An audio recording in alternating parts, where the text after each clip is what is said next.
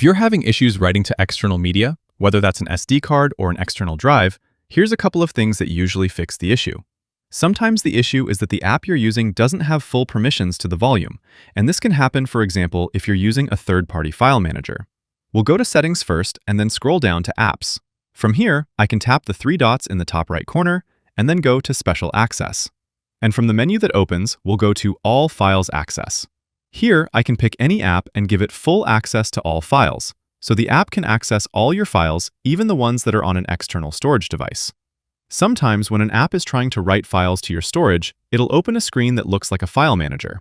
When the file screen pops up, don't go looking for your files. Android is actually asking you, which part of the SD card is this app allowed to touch? To give it full access, stay at the very top level and hit Use this folder at the bottom. I'm just showing this in my file browser here, but you get the idea.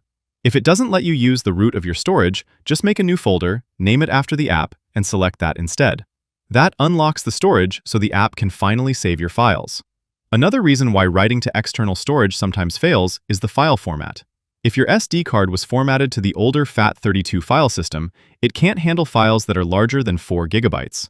Then, when an app comes across a file that's incompatible, it'll often say permission denied, when it actually means the file is too large, which of course is very misleading. If you think your card is not in the correct format, it's always good to format it.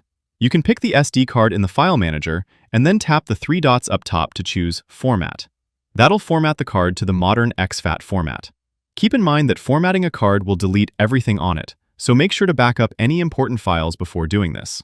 And there you have it. One of those will usually fix the issues of writing to external storage. Click the like button if this helped, and subscribe for more guides like this.